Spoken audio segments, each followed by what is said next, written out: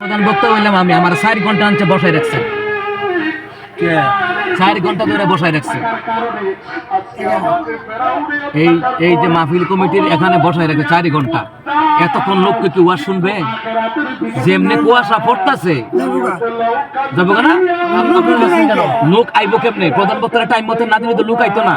আপনারা মাহফিল শুতা না, মাহফিল থেকে আসছেন, অনেকে ভাবতেছে মনে প্রধান বক্তা আইছে না, এটা ভাবছে না। হ্যাঁ, আপনি চিন্তা করছেন আমার আইনা 4 ঘন্টা হয়েছে বসায় রাখছে। আজকের মাহফিলের প্রধান বক্তা আমি কুমিল্লা থেকে আসছি। আমরা কি দাওয়াত ইচ্ছা করে নিছি না ওরা নিছে দাওয়াত?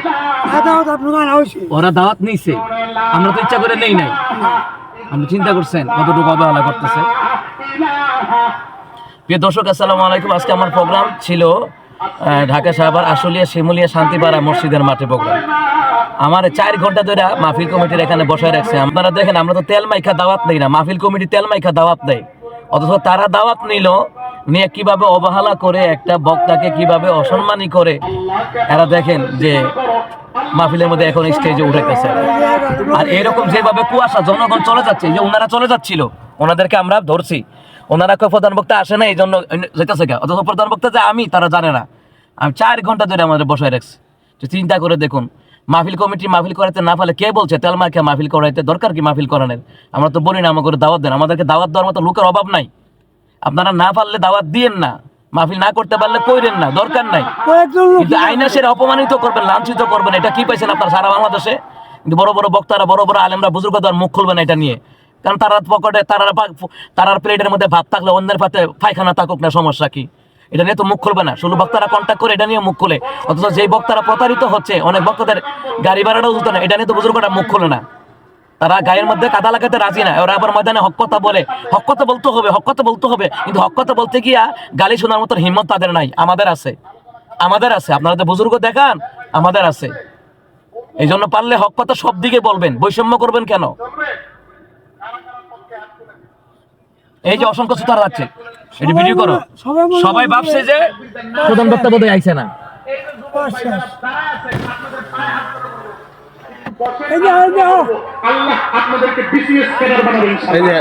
এই যে আসেন, এদিকে আসেন। বাইরে ধরেন না, আমার 4 ঘন্টা ধরে বসায় রাখছে। আমি আজকে মাহফিলের প্রধান বক্তা, আমার 4 ঘন্টা ধরে বসে আছে। আমি প্রধান বক্তা, প্রধান বক্তার টাইম মতো না দিলে কিছু তারা থাকবো?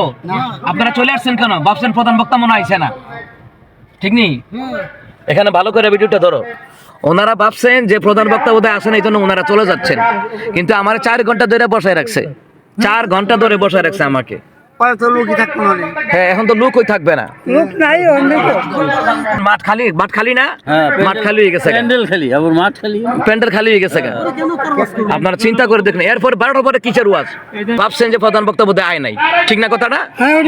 হ্যাঁ, ওটাই ভাবছে, এই জন্য ওনারা চলে যাচ্ছেন। আজকে ঢাকা সাভার আশুলিয়া শান্তিপাড়া মসজিদের প্রোগ্রামে ছিল। আপনারা দেখেন যে মাহফিল কমিটি কতটুকু প্রতারক। মাহফিল কমিটি মাহফিলে তারা চলে যাচ্ছে। কৃষক মানুষ, আমার ফজরের নামাজও পড়তে হবে, আবার সকালে কাজ করতে হবে। হ্যাঁ, ওনাদের কাজ করতে হবে। দেখছেন শ্রমিকদের কথা হলো, আমাদের একই কথা, যে আমাদেরকে নিয়ে বসায় রেখেন, আমাদেরকে টাইম মতো দিয়ে দেন, যেন আমরা কি করি, যেন ঠিক সময়ে মোনাজাতটা দিলে যেন সবাই কিন্তু ঘুমায় ফজর নামাজটা পড়তে পারে, ঠিক নেই? আপনি কি পাইলে আমরা আধা ঘন্টা 1 ঘন্টা বসে থাকতাম। এই দেখছো, এই যে প্রধান বক্তারে পাইলে, আপনারা দেখেন ক্যামেরা ধরো, যে ওনাদের শ্রোতাদের কথা হলো যে বক্তাকে পাইলে আমরা আরো 1 ঘন্টা বসে থাকতাম, কিন্তু এরা ঘোষণাও দেয় নাই ভালো করে যে প্রধান বক্তা এসে বসে রয়েছে, কালেকশনও শেষ। আচ্ছা, ঠিক আছে, তো আপনারা ভালো থাকবেন। হ্যাঁ, ইনশাআল্লাহ। আসসালামু আলাইকুম।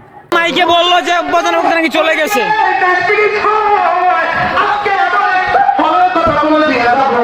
যদি খাইতে পারেন জীবনে আর কোনদিন আপনার আমার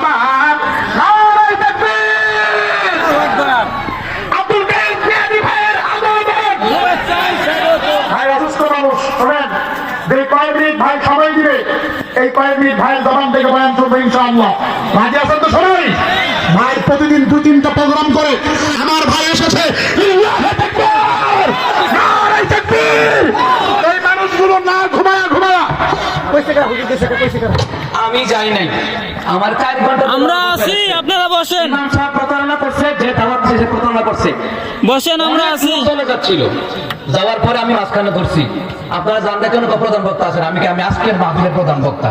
আমাকে মাইকেও ঘোষণা দেয় না যে উনি আছে, একবারও বলে নাই। এখানে উনি বলতেছেন অসুস্থ, আমি অসুস্থ না। অসুস্থ না। 2-3টা প্রোগ্রাম করলো, আমি আব্দুল কাইম মিয়া যে অসুস্থ না, আমি কুমিল্লার ফুলা, জানিনা রেখে আমি ব্রাহ্মণবাড়িয়ার ফুলা। কিন্তু মাহফিল কমিটিরা প্রতারণা করে, এটা কেউ দেখে না। কেন প্রতারণা করবেন কেন? এই মানুষগুলা কি ফজর পড়তে পারবে?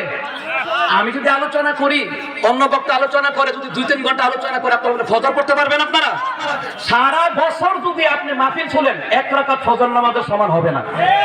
আমাকে আইনে বসা রাখবেন কেন?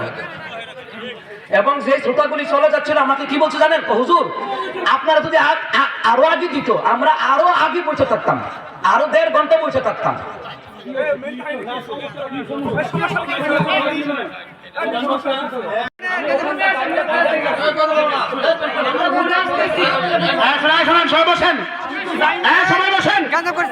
সবাই বসেন, কেউ বসবেন না। আমার ভাই আসছে না, যে কয়টি হবে বলবে ভাই ইনশাআল্লাহ। কি বলেন? চলবে কি চলবে না? আর বলেন চলবে কি চলবে না? আমি ভাইয়ের সাথে দেখা করে আসছি। আমি যখন শুনছি তখন আমারও কষ্ট লাগছে। ভাই চলে আসছে, আমার ভাইয়ের কাছে আমি দোয়া চাই, বিনয়ের সহিত আপনাদের কাছে দোয়া চাই। ওনারা যেখানে বসায় রাখছে তো কুয়াশা, তো তখন আমি বলছি যে গাড়িটা নিয়ে আসো, আমি ওই দিকটা ঘুরে যাবো। এরা ভাবছে আমি চলে গেছি। একটা না জানি না কথা বলা কি ঠিক না, না জানি না কথা বলা ঠিক না। আল্লাহ তাআলা কবুল করুক, জোরে কোন আমিন। আমিন, আরো জোরে কোন আমিন। আমিন। এই পারেন না বুক কিনারা না, না ঠিক কথা কোন না, কে ঠিক? আরো জোরে কোন ঠিক না ঠিক? ঠিক। আল্লাহ তাআলা আমার ভাইকে কবুল করুক। আমি যে কথাগুলো বলেছি, আপনারা যদি মন খারাপ করে থাকেন, আন্তরিকভাবে ক্ষমা চাচ্ছি। ভালো থাকবেন, সুস্থ থাকবেন। দেখা হবে আবারও কোনো এক মাঠে, কথা হবে কোরআন থেকে। ওমা আলাইনা ইল্লাল বালাগ, নাসরুম মিনাল্লাহি ফাতহুন করিম ওয়া বাশশিরিল মুমিনিন। আসসালামু আলাইকুম ওয়া রাহমাতুল্লাহি ওয়া বারাকাতুহু।